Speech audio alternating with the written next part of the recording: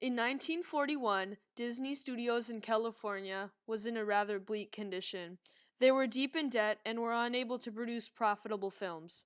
On December 7th, 1941, the United States joined World War II and was in desperate need of training films, propaganda, and insignia. Despite Disney's doldrum, the studio dropped everything to provide solely for their country in this time of conflict, churning out hundreds of hours of groundbreaking war-themed films and artwork, compromising their studio, profit, and creative workflow. The studio's tremendous sacrifice truly helped the country and the people within. Back in 1923, Walt Disney and his brother Roy pooled their money and moved to Hollywood, along with their friend Ub Iwerks, and began the Disney Brothers Studio. It's here where they made their very first and iconic films, like Steamboat Willie, which was premiered in 1928. The public loved Disney's films. Soon Mickey Mouse, Minnie Mouse, Donald Duck, Goofy, and Pluto were working their way into every house in America. On December 21st, 1937, Snow White and the Seven Dwarfs, the first full-length animated film, premiered in Los Angeles. It was loved by multitudes. It produced an unimaginable $1.5 million in spite of the Depression and won a total of 8 Oscars. Plus, according to the Film Pictorial magazine, there is a pathos and wizardry about it, combined with beauty. It moved me considerably and it amused me with its quaintness. I was transported to a real make-believe world so different from that provided by ordinary films. Because of this massive triumph, in the December of 1939, Disney decided to open a state-of-the-art facility in Burbank, California. Disney was in its golden age of animation. Things were looking up for the company. Despite all of this success, Disney was also suffering through some financial hardships. To escape this peril, Disney tried to create 2 new feature-length animations that would hopefully be as big as hits as Snow White. The films were Pinocchio and Fantasia. Sadly, the films were both duds, unable to turn a profit. To make Disney's financial predicament worse, World War II, taking place in Europe, interrupted Disney's foreign market. On December 7th in 1941. Every one of us remember exactly where we were when this happened. They came on the radio and they said that the Japanese had bombed Pearl Harbor. The next day, the United States joined World War II and the military was in desperate need of training videos for its troops. Disney was in no condition to drop everything and provide solely for the war without a profit. But Walt Disney, being extremely patriotic, felt the need to assist his country during this difficult conflict. The war film work would not present Walt with the usual artistic challenge that drove him artistically and professionally, but he approached it as a necessary job that might help save some lives. In a letter to Disney employees, Ralph Parker said they'd be making films for the preservation of health and morale. Walt's work for the war went beyond training films, as he produced propaganda, war-themed entertainment, informational films, and military insignia. Disney also supported the armed forces through making insignias on request, free of charge. Hard-boiled personnel officers assure us our insignia have high morale value, said Bob Carr, staff writer for Disney.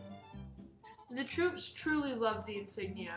Here's a letter from the 692nd Battalion requesting insignia. We have seen such insignias from other organizations, and we feel that one of our own would be an asset to us. The studio would go on to create numerous training films, entertainment shorts, and propaganda. These films would use a variety of budget-saving techniques, for the budget was very tight. The studio would often have to recycle old backgrounds or animation from old films, or the animation would just be choppy. For example, in The Seven Wise Dwarfs, a very large portion of the film is borrowed from Snow White. The studio, and Walt, hated doing this because they felt that the sometimes low-quality animation would tarnish the studio's good name, but they had to compromise to keep producing more material. While being made fast, the films were also amazing. For example, The Spirit of 43, a 1943 propaganda/entertainment short that encouraged Americans to pay their taxes. This film was powerful. It convinced about 2/3 of its audience to pay their taxes on time. It was seen by 26 million Americans and was commissioned by the U.S. Secretary of Treasury. Throughout the Second World War, the U.S. was going through many shortages. There was just a whole number of things that were rationed. Gasoline was one of them. See, sugar was rationed. Rubber was just impossible to get. The butcher would scold you if you didn't save your fat. The Disney films touched on this too, putting Disney characters into relatable situations.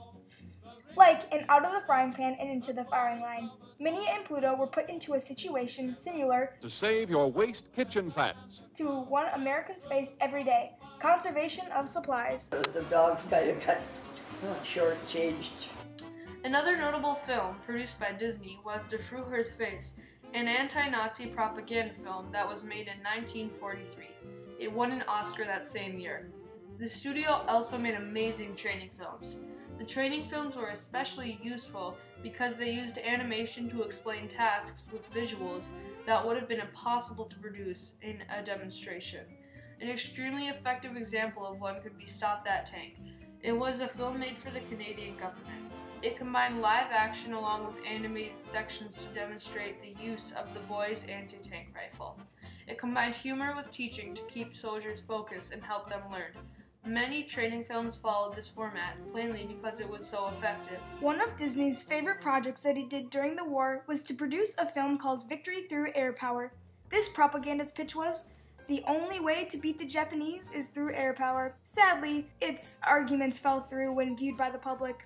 The artwork and cinematography was amazing, but it did not completely make up for the weaker parts of the film. During the war, over 90% of the employees at Disney were devoted to the production of war materials.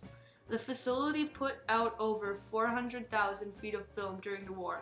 That's 68 hours of uninterrupted film. To put it simply, Disney sacrificed a great deal of time and money to the war. Disney was a huge contributor in the war effort. The company boosted an incredible amount of morale and sacrificed a whole lot of time and money to help the country for no profit. Perhaps the reason that Disney was so successful during the war was because it was, well, Disney. I mean, we took that as gospel. Well, it made us more willing to cooperate with anything that they asked us to do. Unfortunately, after the war, much of the film produced was rendered ineffective. This was true because of new technology. An example of this could be the WEFT series. WEFT was a series of videos on how to identify Axis aircraft. After the war, everybody promptly forgot about it. However, some of the lessons learned through making a ridiculous amount of film in a short time and on a budget would stick with Disney and the Disney company for a long time. During the World War II strife, the studio needed to compromise their profit, the quality of their films, and their artistic style. But it wasn't all lost, for the studio did not only just learn to work under a budget, they also experimented with some new techniques, like putting animation over live action to create a stunning effect. This technique made its debut in The Three Caballeros, a film that Disney made to build diplomatic relations during the war. But the films did not only affect the war, they also affected people on the home front for generations. This technique went on to be shown in incredible movies later on, like Mary Poppins. All of the films did not affect only Disney, they also affected the public. The humorous entertainment shorts salvaged joy out of the audience's dire daily lives. Not only did they give the audiences a break from their daily routine, but they taught audiences too. They were such slapstick movies. Yeah. Kind of B-type movies, you know, but they all had a message. And the new learning through animation films became more popular as time went on, so audiences began to see more of those. Disney was the most relied upon studio in the war. Although after World War II, Disney transformed back into an entertainment studio, the kind of material that they put out still affects us in the type of media we see today. Throughout World War II, Disney made many sacrifices to aid his country during this massive conflict.